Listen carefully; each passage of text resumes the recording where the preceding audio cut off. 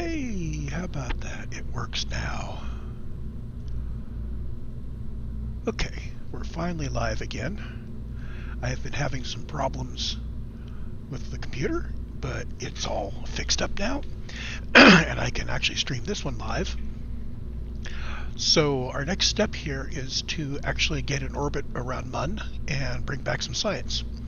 I did a recording of a flyby mission where I just kind of typed in some chatter as I went along and covered some of the new things that get us out to Mun and back. But I figured I'd take this opportunity to go a little more into depth, not only in the code that gets us to Mun and back, but the changes that have to be made after that to get in orbit. Now, it takes a while for us to get out there, and it's all automated. So I am going to load up Bob in this new M02 mission, and we're going to let him fly. And just to review a little quickly, we have a 7-engine asparagus, which means that, get them right, this engine and its tank, and this engine and its tank are going to be jettisoned first. So when we lift, we're going to have all 7 engines running at once. And each pair of these guys is keeping the next pair full.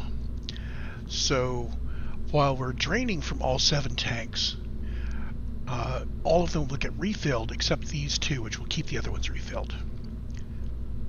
And when we've drained that much fuel, this pair will go away, and then the second pair, and so on. This is called asparagus staging, and a lot of people have used it in KSP, and once you start using it, it's very hard to stop because it makes for a very efficient rocket. I think the difference between this and real life, where we don't do asparagus staging, has 2 differences. First of all, in real life, these stages that we're jettisoning, 99% of the mass would be fuel. And in KSP, more of the mass is parasitic. So if 99% of the mass of these guys was fuel, we could just hold on to it. We could just burn all of them until it's all done. But the fact is that we really want to get rid of the non-fuel parasitic steel, the stuff that's holding the fuel in the engines. So there's that.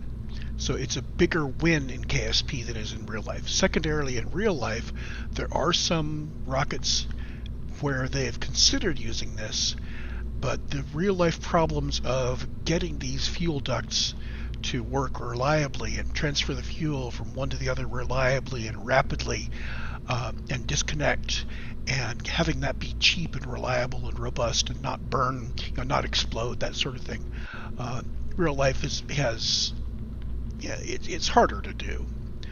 There's also the problem that may or may not be interesting, but if we are flowing, say, 1 ton of fuel per second from left to right, that's a ton of mass from left to right, and a ton of mass from there to there. That's going to be an awful lot of torque. So you get these things cranked up, and your ship is gonna basically come out like it's in a rifle barrel. Probably not a bad thing, but could be confusing. It might not be so good if you've got a pilot. So who knows? Anyway, so yeah, it's real common in KSP, less common in real life. But the net effect is that if I can turn on the Delta V from MechJeb, you can see that for our first stage 5 is 7 of them, then 7, 5, 3, and 1, so 5, 4, 3, 2.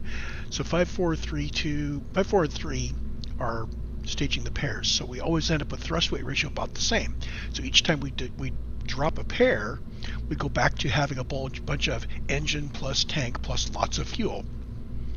And that all balances out. So when you're doing this, a bunch of identical stages in an asparagus configuration, your thrust weight ratio will be pretty much stable. It'll go down a little bit because you've got all the stuff on the top that's not being brought down. The Delta V's we're going to burn through our first 2 tanks of fuel very quickly because they're feeding all 7 engines. So we only get 500 meters per second out of the first pair, and then 700 out of the second pair, and so on. But over the aggregate, we do get a lot.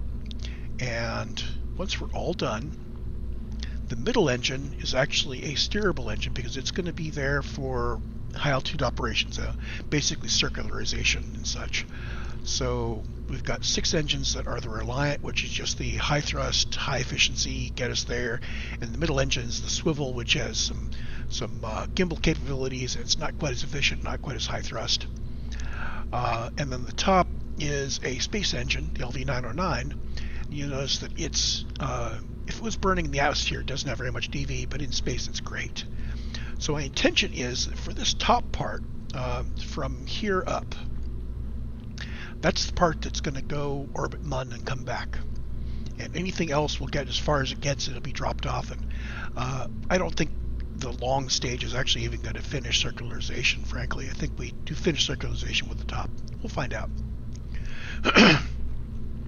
Anyway, this is a configuration I've used a lot, and in this case I've added some things to it. We have a full set of science here. I've buried a goo and a thermometer and a pressure sensor inside there, so we'll be bringing that out with some add-ons that allow me to harvest the science. In fact, just in case, I'm going to do...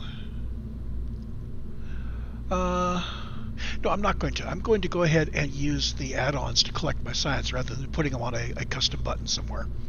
So there will be add-ons that will handle harvesting science and moving it up into the science container or into the capsule. I'm not sure which one they'll move into, but they'll move them up above the heat shield, so we'll come back with science.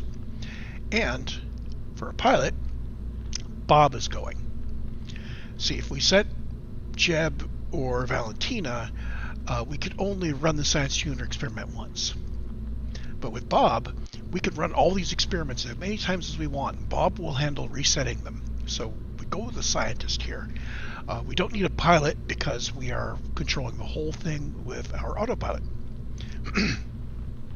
We also have far too much RCS fuel and much more RCS thrusters than we need because this design came from the rescue missions where we use RCS a lot to hold our position, to approach what we're rescuing and so on. I'm going to start using way too much RCS on all of my missions from now on. Just as long as we can afford the payload weight, we're fine. Okay. Anything else? Power. We have a modest amount of solar, and we have some batteries here, so we'll be able to keep going at night. We have high gain antennas. There is going to be a blank spot. If we happen to reboot when we're on the far side of MUN, where we don't have line of sight, because of the way the software is written, we won't have the ability to download our firmware, so KOS won't be able to boot. I made this decision early on. What that means is that if we do reboot when we're on the far side, we're just going to have to wait until we come out of the moon's shadow and get back our connections. Not a big deal, but it does mean that one of the things I want to do is set up a comm network that will allow me to have communications no matter where I am, even if I'm landed on the other side of MUN or on the other side of Minmus from Kerbin. So there we have it. This is our science orbiter. We're going to orbit MUN like crazy, picking up a whole ton of science, and then we're going to come back. And that's all automated. The only thing that's not automated is doing EVA to get our EVA reports. And I think there's something weird with my add-ons. It tells me I need to EVA for the report, and I EVA, it says, but you already have this report. And I come back and I now already have it. So something in the process of doing the EVA gets the EVA report and stores it and gets it again. A little weirdness, but it's only a blip on the screen, so I don't worry about it too much. Anyway, so let's get Bob moving, and then I will bring up the code while he's flying.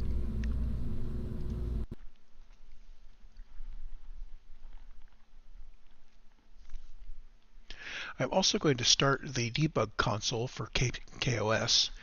I put some progress messages out while I'm flying, and it's good to be able to see those. I do not need to see MechJeb's Delta V. I'm trying to stream this at full resolution, and OBS looks like this is mostly readable even in half resolution, so we should be okay, but I'm going to make that type a little bit bigger. Yeah, that should be big enough. So for progress,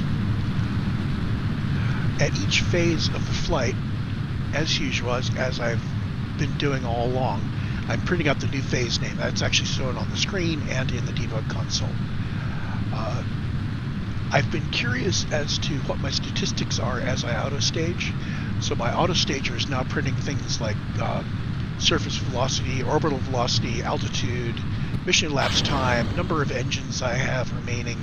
I think it's number of engines remaining total. Total delta V, total vacuum delta V present on board the ship. And if we jettison any, it'll print that twice. So it'll print it once before jettisons, and once it stages, it says, did that change? So we'll be able to see if we jettisoned any fuel. That will probably not happen until we reach the very end of the mission and we're jettisoning everything to lighten up for landing. So this is our normal ascent. I am old school ascent, not super old school. Super old school is you go straight up and then you turn. And not quite so super old school as you go straight up to 10,000 feet and you turn to 45 degrees. I'm a little newer than that, but not much.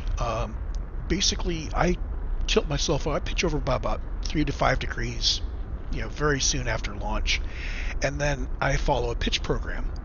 Now, in theory, if you're very careful and you do all the math for your particular rocket and its aerodynamic capabilities and all of that, you can set it up so that you pitch over a fixed angle and you just stay pointed prograde all the way up. The Japanese do this because they didn't want to have active guidance on their ballistics. They wanted to have their rockets just go and get there. Part of their military stance, actually, the defense-only stuff. Anyway, so what I do is I am burning, and I'm controlling my pitch based on my altitude. And the idea is to start out at pitched over just a few degrees, and as I get higher, I pitch over further until I am exactly horizontal at some altitude. And I think that altitude is the top of the atmosphere. So we should be cracking it right now. There we go. We are in space. Our apoapsis is 80.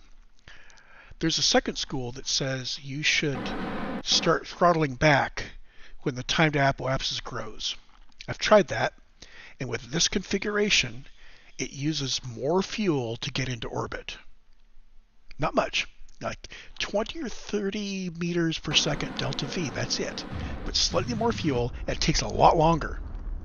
And that's unclear. It's unclear to me why. The benefit of doing that is that you start raising your periapsis sooner.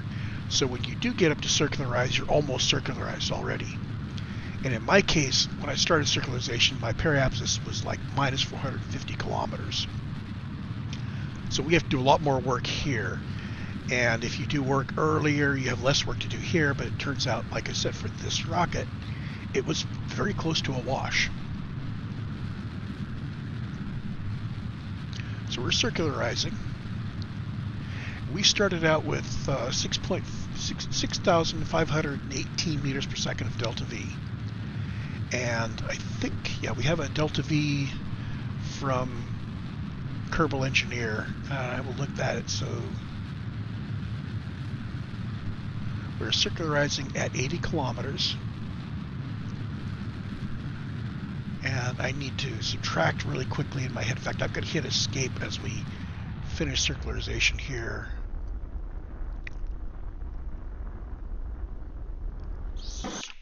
Okay, so we finished circularization and we had 2,840 meters per second of delta V left. So 6.5K minus 2.8K, is 3.7. So we used about maybe 3,800 meters per second of delta V to get to orbit, which is a bit higher than the advertised orbit to LKO.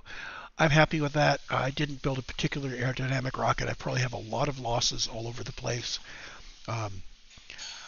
I'm happy with overbuilding my rockets, at least for now. So we are now in orbit. And this phase is the moon transfer injection phase. So the first thing we're doing is we're using the Lambert solutions to work out. We're doing many Lambert solutions to work out where and when to burn. And we did it. Where and when to burn to put ourselves in an orbit that just barely kisses the SOI of the moon. So what I did was I asked Lambert to place me at the moon's position, but back off this direction by some major fraction of the SOI. I think it's like 90% of the SOI altitude.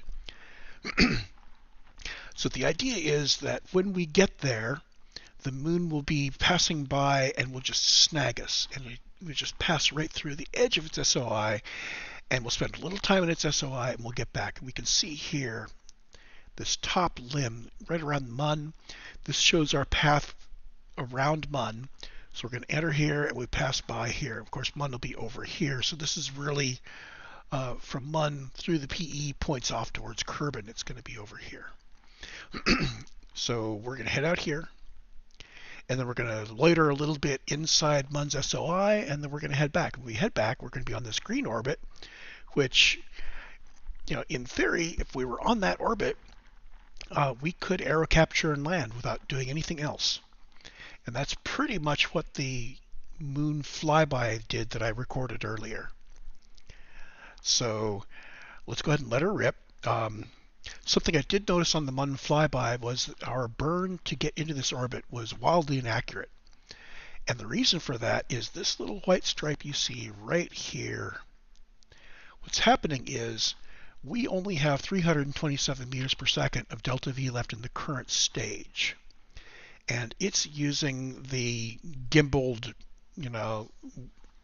high thrust engine. It's going to stage. And the only engine we've got left is the LV909, which is a space-rated engine. It's a really nice, efficient little space-rated engine, but it is not as high thrust. So the rest of this burn is being done by a lower thrust engine, and as such, it's going to take longer to get the same effect. Well, KSP takes that into account now. With this white line, it says, here's the delta V from the current stage, and here's the delta V from the next stage. It's figured out how long each one of these takes, and it says my total burn time is going to be 1 minute and 22 seconds, and I should start in 10 minutes 49 seconds. Well, inside my code, I use the current stage as this is what we're burning, and I don't notice that the current stage is going to run out of fuel. So pretty much it's as if the current stage was going to continue to burn using the fuel of the next stage in the current engine, and that's how the math works out. That's how the masses work out. As a result, in my code, I am underestimating the time, which means while I'm going to get the delta V that I want, most of it's going to happen well after the time it should happen. So our burn is going to be slightly wrong.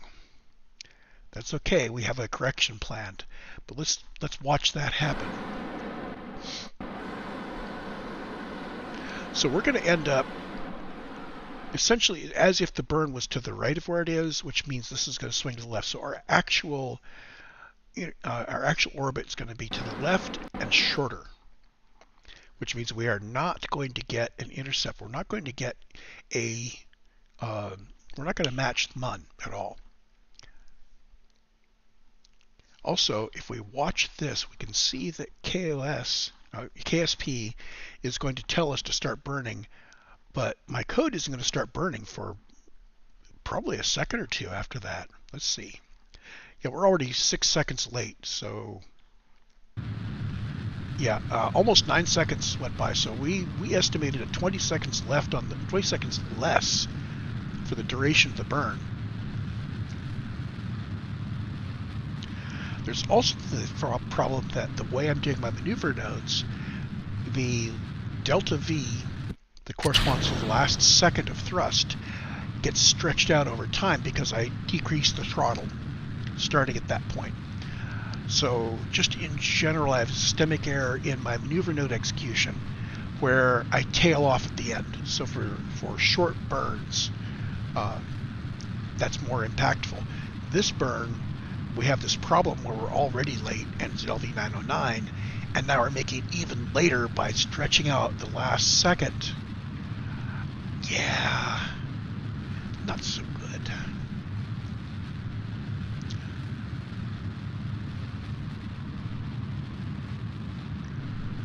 So here we are inflating, and notice that the bulk of the maneuver was just getting started. The farther out we get, the less thrust it takes. And once we got our apoapsis out near Mun, it takes a very little change to make a big change in where it is. So it's a very small error I'm making in the burn, which has a very large error in the position at the other end. So this apoapsis is not getting up to the Mun encounter.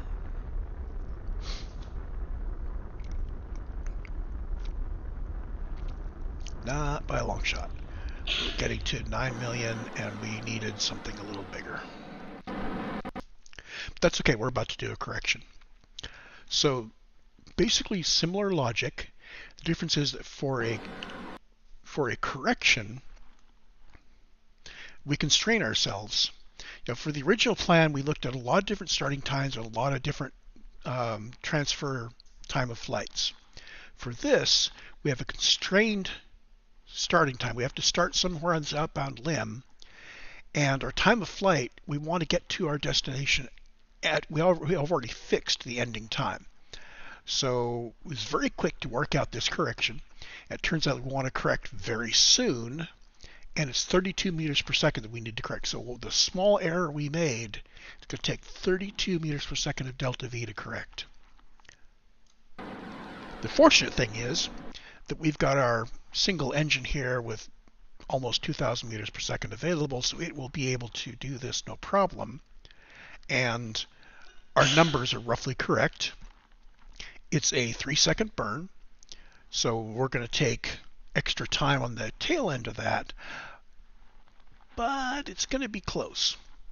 And we could actually watch this bring its well, it's going to get the encounter, and we'll see the two encounter circles start to overlap as it burns. There's the encounter, and it drags them pretty close.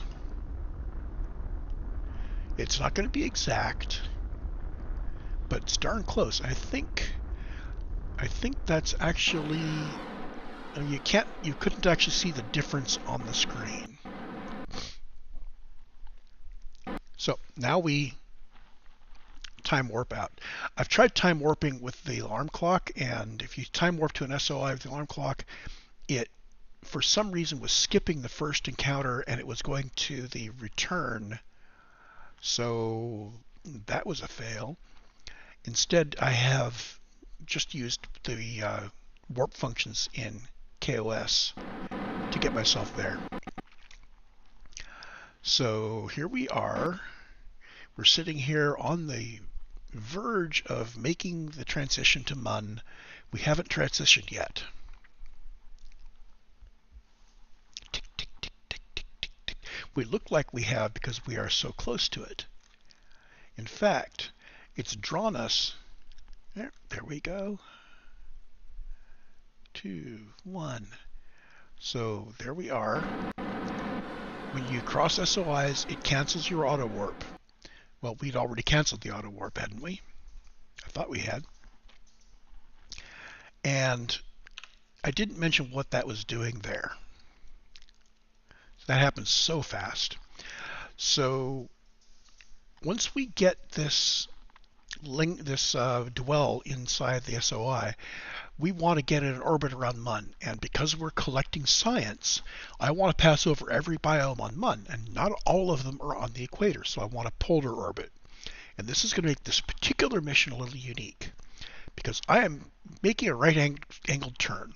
Now, I could have done this by in my correction node, causing myself to enter the SOI over the top. So you could do a burn earlier in the mission so that you don't need to change planes here. But instead I thought, well, let's do this the easy way. I have a hard time coding it the other way. I tried to do some hill climbing the other way, and I couldn't get it to give me my correct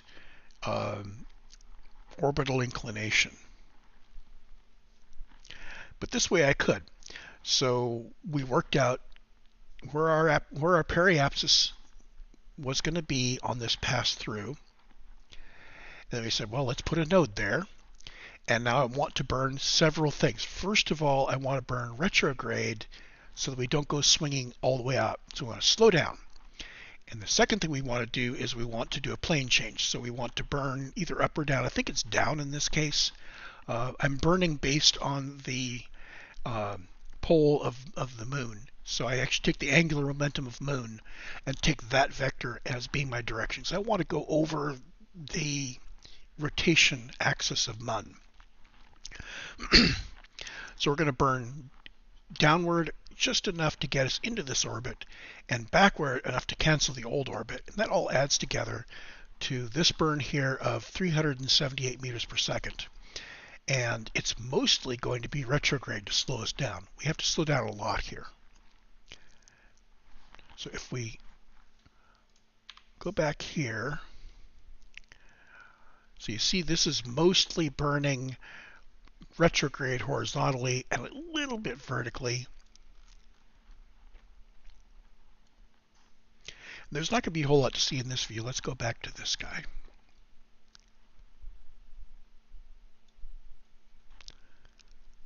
It should start roughly here.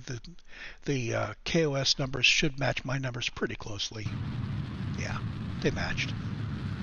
So as we burn, you'll notice that it's decreasing my orbital energy here, which is changing how I exit the SOI, until finally we have slowed down enough that our entire orbit's within the SOI, and we keep slowing down to try to bring our periapsis down to this 50,000 meter point. So 50 kilometers is my target. You have to be within 60 kilometers to get the kind of science I want to get.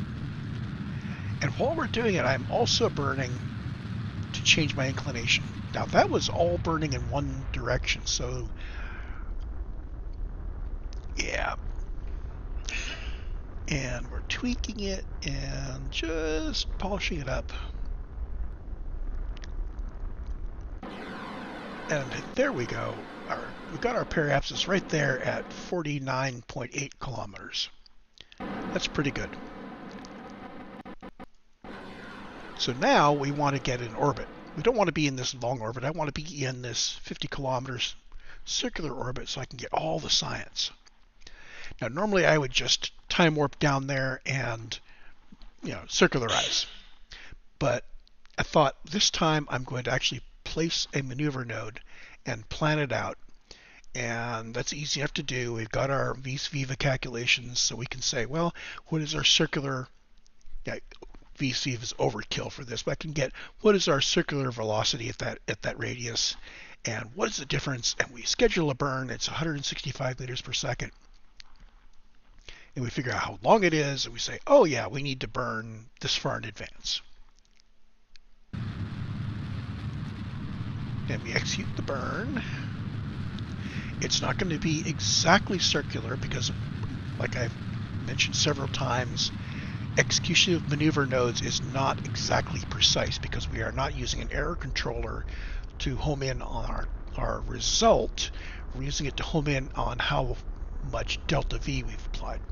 So you can see that we apply the correction here, and we're very, very close to what we'd planned. So the orbit is between 49,687 and 49,955, so very close to circular. I think I did a touch-up circularization. No, I didn't. Okay. So this is where we shift over to manual control. And I've basically said that we are going to be swinging around the moon forever until it's time to go home. And when it's time to go home, I will just turn off the lights and it will know it's okay to initiate our transfer back to Kerbin. But we don't want to go in a hurry. I will actually come back later instead of doing this on camera. I basically will need to orbit Mun for a long time until we have passed over every biome. And every time we go over a new biome, I'm going to have to take Bob and go EVA and collect science and go back inside. And I've got a couple add-ons that will beep me when it's time to do that, and it's kind of long and boring, and I don't really want to do a 4-hour stream of doing nothing but, and here's another place on the moon. So what we're going to do instead is, with your permission, which I am going to assume you've granted, I will finish this mission, and I will land at the other end, and then I will revert to launch. I'm going to revert to launch just before we touch down, so we can let this run again, and I will then come back and mess around in orbit and collect my science and everything. I prefer to do it that way. I could drop a save point here and restore to the save, but you know how these things are. What if I mess things up, seriously? So we're going to do it with a revert, but I don't want to revert yet. Let's take a look at how we are returning from Mun. So I'm going to turn off the lights, and we are going to flip back to the map screen and watch what happens. First thing is we are looking for a return trajectory. This doesn't take long. I'm trying various points on my orbit. Now, the first thing was it actually did a very quick check without using a maneuver node to try to find a point in Moon's orbit where my orbit I can eject from and go out a way that's retrograde. So you notice that where this orbit is coming in from Mun over here, it's like this line comes out this way. So I'm trying to leave the sphere of influence of Mun in a direction that is retrograde along its orbit. So first thing we did was we basically ran a whole bunch of calculations around and around and around my orbit looking for a good time to leave my orbit that gets this retrograde ejection. That we saw here with the maneuver nodes was trying various, we were looking for basically where we went over the poles place going the right way. What you saw here on the maneuver nodes was the fine tuning looking for a burn time somewhere in that last quarter of the orbit to where the right time to burn and the right amount to burn so that we end up with a periapsis over Kerbin that is about 50 kilometers. So we're looking for a periapsis over Kerbin. Well, actually, I think I did 80 kilometers. Yeah, 80 kilometers. Let's take a look at what the burn came out to. I can't move around when it's paused. So the burn is there. So it's kind of a bit down. It's like a third of the way down to the bottom. And we burn and we get this nice arc going out that way. And we're ending up heading off to the left. We'll be able to look at it more. Now, surprisingly, we didn't end up in a zero inclination orbit. We're looking for the orbit that got us close to Kerbin for the lowest delta V. And I think this is because I only have certain discrete angles of my orbital plane that I can eject from. And this happened to be the plane angle that was closest. And ejecting from it at the right time to get that nice orbit back left me with a little bit of extra oomph, out of the orbit oomph.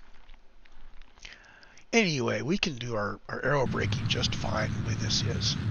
So now we burn to leave Mun. And notice this is still a polar orbit we're leaving from. And we can see now what kind of path we're doing.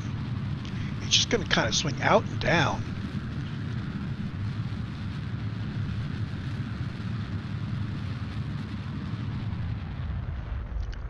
And this is lining up very nicely with the planned orbit, so our precision on this ejection burn was pretty good. And we're ending up with a periapsis of about 90 kilometers. That's good. Our next step is to wait until we are firmly in the sphere of influence of Kerbin and outside the sphere of influence of Mun. So we can look at this and evaluate it and think, what do we need to do? So we've coasted past Mun. We're actually still in Mun's SOI here. You see, we haven't actually ticked off the Mun escape yet. Tick, tick, tick. Very close. Once we've done that, we'll slip into our aerobraking maneuver logic, which basically says from here, first thing we want to do is get our periapsis down just inside the atmosphere. So we get some aerobraking the first time through. We don't want to go very far in, but we do need to get some aerobraking on our first pass. Yeah, it'll take a few seconds. Okay, now we're starting our aerobraking prep. Very, very little throttle, just to ease our periapsis down to about 65 kilometers. Anything less than 70 will work. We're going to bounce back and forth a little bit here because as you rotate, it changes what it tells you the orbit is. And we got our orbit good, and we rotated to our idle, and it said your orbit's not good. And then we rotated back, and yeah. So we got a atmospheric pass, and now we swing bond through, stop it just in time to turn around, and now we're going to burn like crazy because we're not counting on just the atmosphere to slow us down. We're going to slow down with our engines too. The more slowing down we do with our engines, the less slowdown we have to do through the air. And in this case, we have a lot of delta V in those engines. So really, we're going to get this apoapsis quite close. We may, in fact, hit the point where the aerobraking decides that it's slow enough and it's just going to give up and go home. I'm not sure I have run a test of the aerobraking when we have that much fuel left. Best case, it brings the apoapsis down inside the atmosphere, and now we get a nice, gentle, we slow down in the high reaches of the atmosphere, and then we go down in, and we never, oh my goodness, it is circularized. Oh my. So we actually lightened the load with 305 delta V remaining, and our orbit was apoapsis of 104 kilometers and a periapsis of 30. So as we did our aero burn, we actually lifted, no, we moved our apoapsis around, but we didn't actually drop it in. That's an interesting burn. But now you see we've got all this distance to get some braking going. Our periapsis is down to 27 kilometers, so we probably will not go out of the atmosphere again. In any case, from here on out, it's just aerodynamics. We are coasting down with our heat shield. We have quite a lot of stored data. The add-ons that I'm running are gathering whatever data are available as we go. So it's stored a lot of things. Let's take a look at that. I did get some EVA. Notice just that one sample of EVA is going to be 75 science. And most of the rest of these are going to be 0. So we got a whole bunch of temperature scans and pressure scans that are 0. The add-on that collects it is not smart about ignoring things that are 0 or near 0, which is probably okay. We got some materials science while high over Kerbin. Well, that's something that I thought I had done.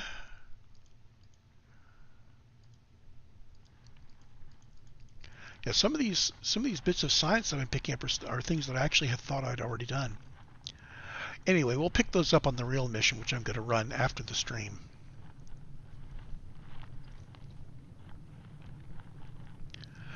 If we look at the log over here, we can see that we did the aerobraking. We went to the lighten. Now, all lighten does, lightens a phase where it just says keep staging until the next time you stage would activate the parachute.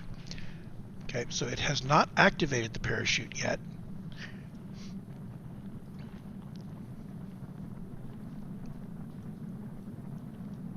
This also means that if stage 0 included an engine, then we would not discard that engine. So the auto stager and the Lighten both avoid staging if we're already on stage 0. So we got the report from Lighten as it staged. We got the message from the auto stager saying, oh, I don't see any more engines on this craft, I'm done. So the auto stager just gives up at that point. And now we're all aerodynamics coming in.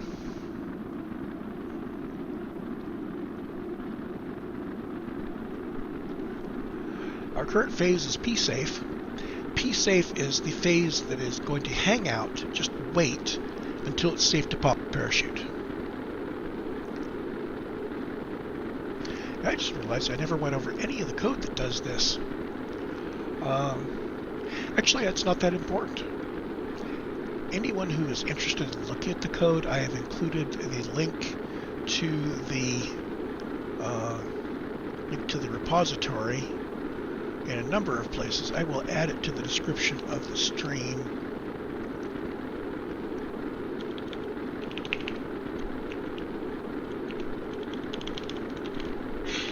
Let's see. Make sure I've got the good link here.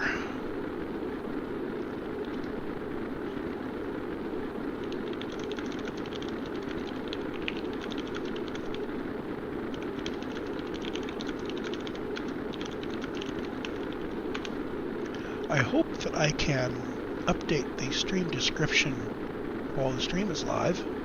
There we go. I will check that later. Anyway, this mission is in the ships/M/O2/go. Currently, all the logic that is unique to this mission is still in that one file. I've decided that this time I'm not going to pull anything out of that file and make packages of it until I have a second mission, second distinct configuration to use it on. And by distinct, I mean not a descendant, a direct descendant of this M mission. So, for example, I might find some things common between this mission and a mission that goes in an equatorial orbit around Mun. But that may not be enough. When we start doing Minmus missions, I will definitely be pulling out things after they are tested to work for both Mun and Minmus, and I will try to package them up. Meanwhile, they will just be copied forward from mission to mission. And for those of you who are software engineers out there, yes, I completely understand this is bad practice. However, it should be noted that for the first half of my 2 decades of time at NASA, the standard operating procedure for mission code for NASA spacecraft was find an old mission that is similar to yours, copy their code, and modify it to work with your mission. And then somebody else might copy the code from you and use it on their mission. So for instance, I was on Laddie, and we copied the CFS code from a previous mission that used it. The last part of my time there was involved mainly in trying to take some of this code and make it a centralized thing, so that there was one good copy of, in this case, CFS, and everybody could just use it, which was good. But what I'm saying is that there are many, many things that have been done successfully using the copy-to-own model, and that's what I've used here. I'm not going to stick with it over everything else, but I can use it when packaging things up for general work is more than we need to do. Oh, and you'll probably notice that I have some running lights on this. I have looking from the entry port, I have a red light on the port side and a green light on the starboard side, so just like a sailboat.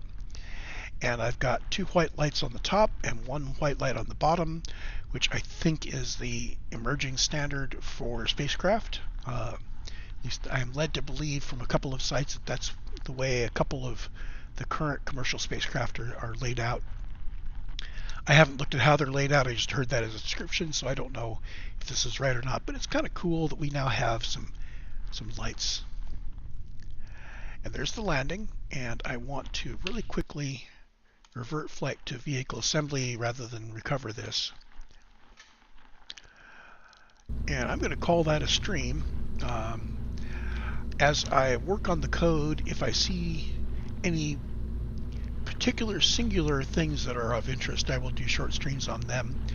Most of what you saw there that was clever, the tuning of the orbits, that's all just using hill climbing.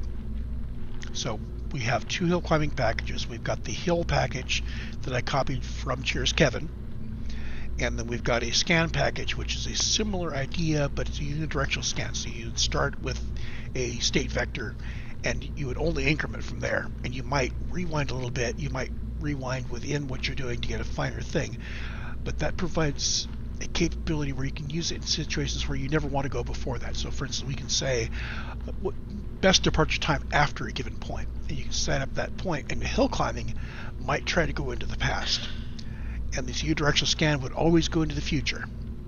So using those two things, and all we did to apply that was adjust the fitness function that says return a bigger value when what we're trying to do is doing it better than the last one.